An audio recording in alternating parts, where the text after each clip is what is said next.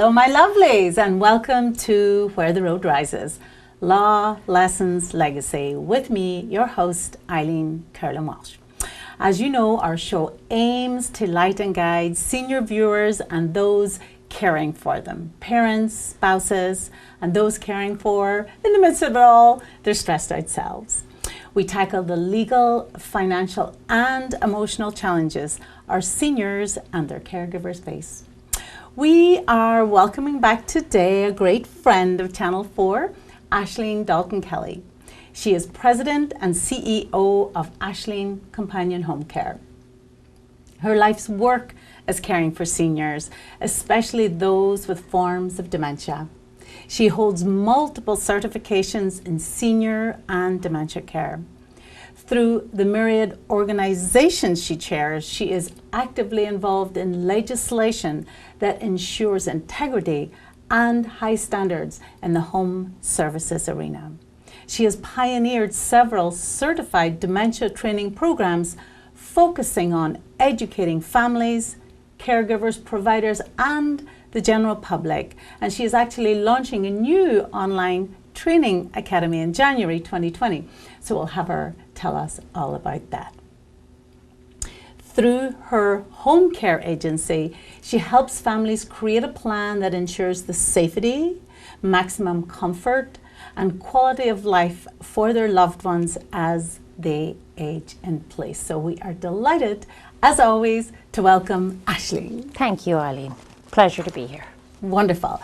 Why don't we start with reminding the viewers why you are passionate about senior care and in particular those with dementia? I think, as you know, it all stemmed with growing up in Ireland. My grandmother lived with us in addition to my mum, and I was very close to my grandmother. And in addition to that, we had a senior assisted living facility down the street where, being one of 10 girls, they always called us when they needed assistance. So I was always around seniors. I was always fascinated by them, and I just grew to love them and understand them and felt they had so much to offer. And I got on great with them. On the dementia piece, sadly, my own mother had dementia, and as a family we struggled, a lot of pain points, and didn't really understand what dementia was or how to tackle it, and there certainly wasn't any education to help us as a family get through it. So through all of that journey, it led me to where I am today. Yes, with your own home care, senior care agency. So one of the things that differentiates you, Aishling, is your dementia care programs that you teach. You actually teach to professionals for certification. Tell us about those and the types of courses you have created. The course that I've created myself is called Dementia CT, and the new one that we're launching in the new year is called Dementia Has a Face and a Name. That particular course is really for professionals, but caregivers can take it as well, in the sense that caregivers do not need to hold a certification. And the whole, or the challenge that I saw, or the opportunity, however you want to word it, is that we don't know about the whole pieces of dementia other than the word somebody has dementia. And it's the personal needs and the humanistic needs that as caregivers we're challenged with every day. So we need to know a little bit about the disease, but we don't need to know the medical whole entity of the disease. But as a caregiver, we need to know a little bit as to how can we redirect and how can we get that person to do what they need to do without forcing, but to encourage and redirect. So we have to give those skills to the workforce, whether it's a paid caregiver or a family member who's a caregiver. And there's nothing for both of those entities to marry, which is why I created the course and built in the challenges that we suffered as a family as well, and put it all together. Then I'm a national trainer for the National Council for Certified Dementia Practitioners. That is not my course. I am a trainer for the national course, and anybody that wants to have a certification as a CDP, which is a Certified Dementia Practitioner, has to take that course. And then after they take that 8-hour course, which goes into great detail about the diseases and other issues that it lends itself to, then they apply to become a dementia care practitioner. So two different entities altogether. And I have heard those who took your course say that they were so humbled and deeply surprised and saddened at how devastating it was to feel the sensory Yeah. environment that you create to help the families understand what it's like to have dementia. Well, it is a horrible disease, as we know, and we don't really understand 100% what a person feels through the whole trajectory of that disease. The little simulations that we offer are not to frighten anybody. Many people come out of the simulation and they're crying because it gives them a heightened awareness as to where they need to change, because what we're really trying to focus on the fact is that the people that are cognitively fine are the ones that have to make all the changes to facilitate the person with dementia, because the person with dementia can't change. Their brain is simply, it's broken. It's broken. So that simulation is a wonderful community event that we offer twice a year to help people like yourself or myself that may be the caregivers for a family or a brother or a sister, God forbid, or a mum or a dad, to help them and help us work together for the common good of the person with dementia. Yes. Oh my. Aishling, you've spent many years now working with professionals and families and seniors with dementia. And I know you have a lot to tell us, and you've already come on the show several times to explain that.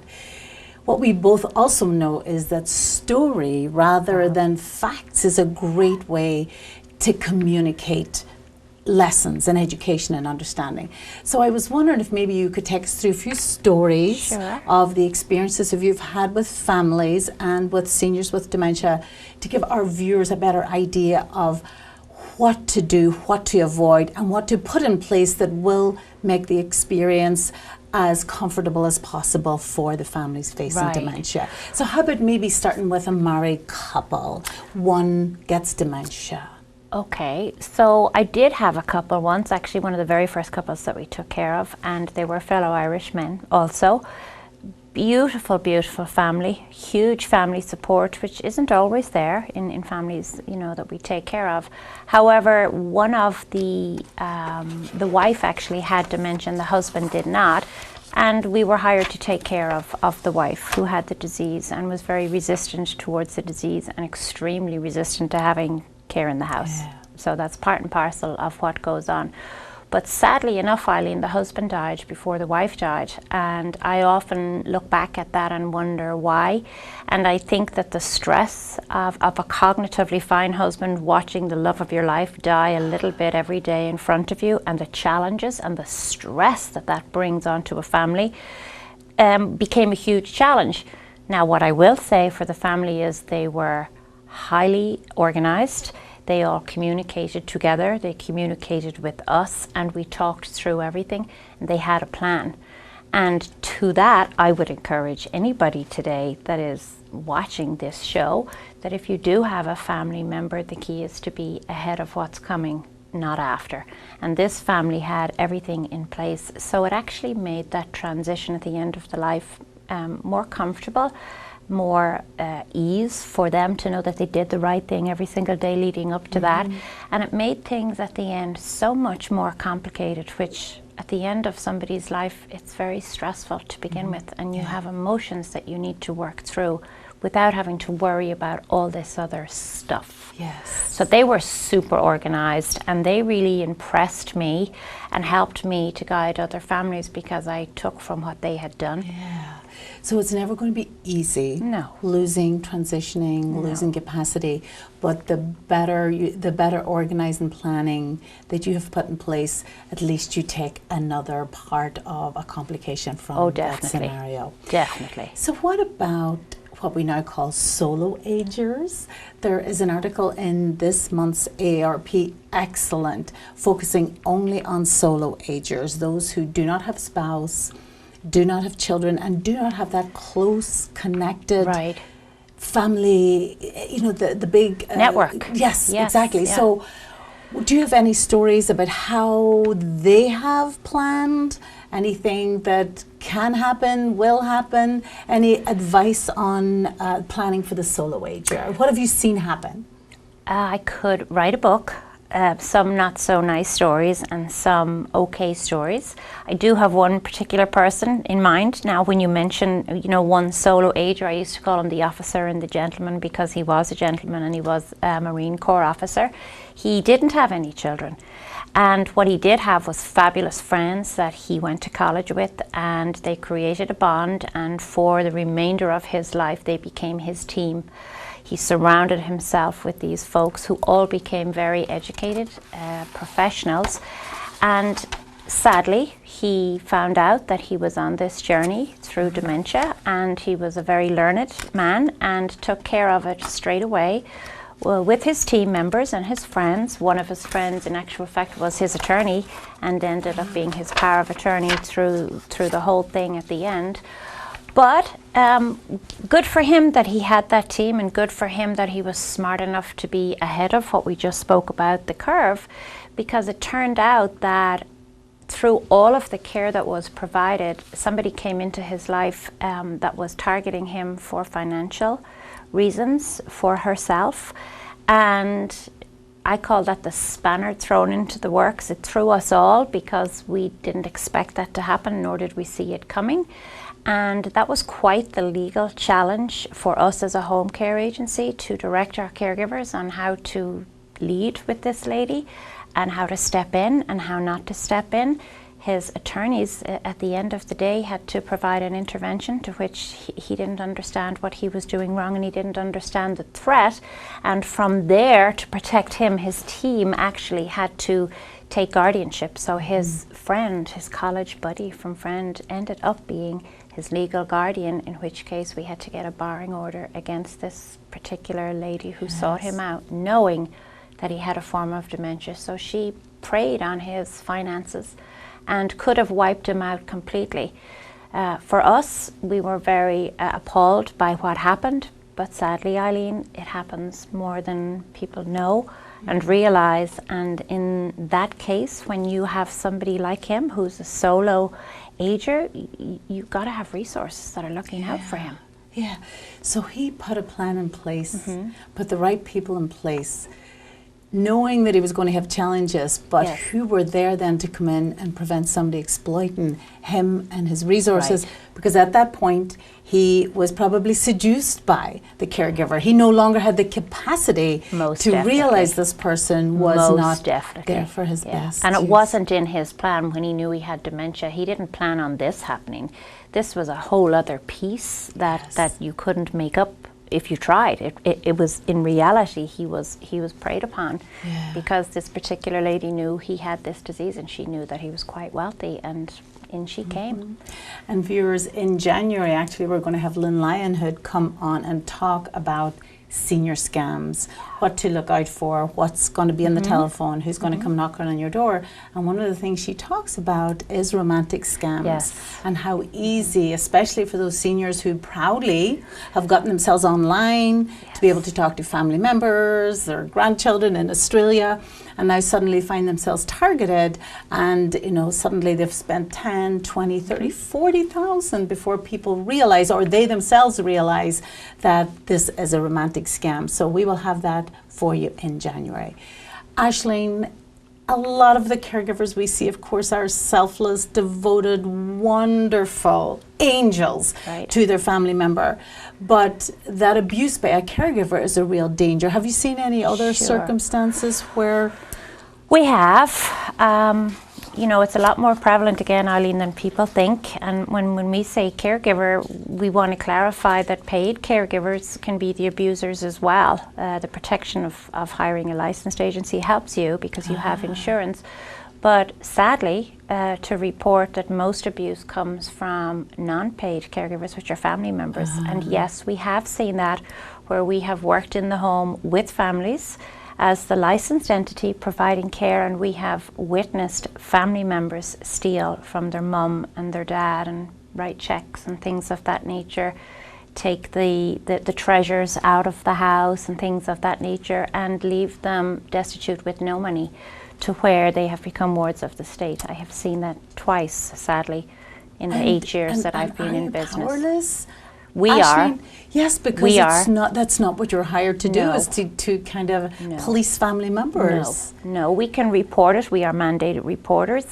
We never like to report anybody unless we know for sure that we're reporting the right facts. But in caregiving, you see what you see, and when something's not right, you just know.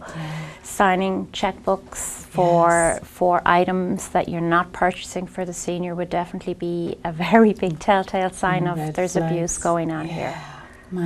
And you say get the right plan in place. And viewers, we have talked about this for what I've been on this show now since 2011. So what we say over and over is get your legal documents in place and the specific documents. And listen, because this is going to be important at the end of the program, the specific documents that are going to help you in your lifetime while you're here.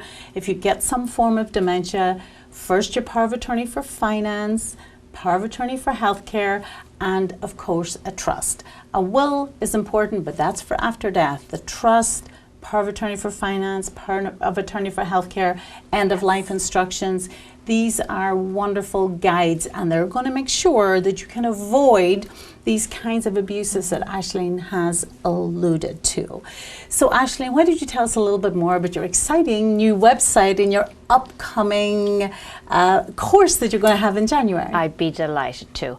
So the new academy is called Aishling Care Academy, and I really built it in honor of my mom because I didn't know what I know now, and I really do want to help other families with all the little details that really do matter that you don't really find anywhere.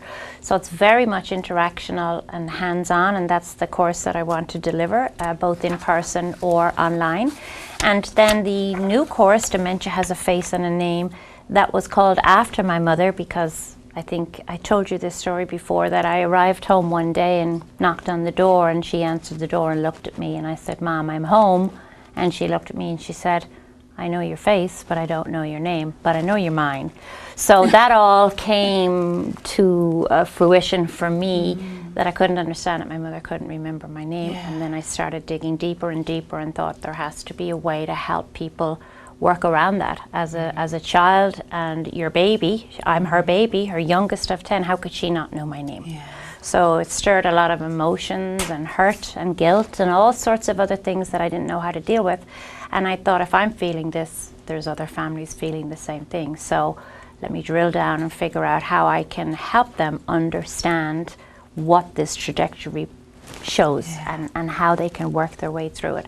So that course will be on the Academy. We're hoping by February, the beginning of February. We're working through it right now, and it would be a paid course where any caregiver, whether they work for me or not, or family member, can take it to help themselves do a better job. And Aishling, even if that's not available right now, if some of our viewers would like to approach you with questions, get an idea about your company, anything you mentioned today, how would they get a hold of you right now? So they can call our office on 708-361-7845 and ask for myself, one of my team members. We have a fabulous YouTube channel. They can subscribe to that, Aishling Care also. Our Facebook page, we put up newsletters and different pieces of various information really specific to dementia. And if they would like, they're more than welcome to visit aishlingcare.com, which is our general website, which kind of walks them through the journey of where do you start. Beautiful. And I can tell you that Aishling is, I don't know when she sleeps, because in addition to everything we discussed, she puts on events all the time, community events for seniors. So she presents at the Orland Firehouse, Elite Ambulance. There's hardly a week or a month goes by, but she doesn't put on an event, bring in the seniors, and constantly bring in good, trusted resources. So Aishling is a wonderful resource for any of you out there with senior cares. And now to explain why we have had this lovely basket sitting here all the time as we were speaking. We have put this together, and it's going to go to one lucky Channel 4 viewer. It has my Ethical Will program, so a lovely journal. It's what I call a care package. So it's a little journal and workbook for how you write your story. We have some cozy blankets and furry socks, a lovely calming candle. We have a Christmas ornament, coffee cup and holder, and these lovely lint luxury truffles. So how do you win this? I have a question for you. Name just one of the legal documents that we talked about that if you get in place when you're perfectly healthy will help you have the positive outcome you would want if you get dementia. Just call my office, you know the number, we'll get it on screen, 708-448-5169. Every correct answer will go in the pot. At the end of the show's run, we will pick out the lucky winner. And we'll let you know who that is on the next show. So that's us for 2019. Thank you, viewers, always for watching. Thank you, Channel 4, for this wonderful platform so that we can educate you about the resources out there. Thank you, Aishling, once again for joining us. We hope you'll come back in 2020 and have a lovely, peaceful, happy Christmas season. I will see you in the new year. Thanks and bye.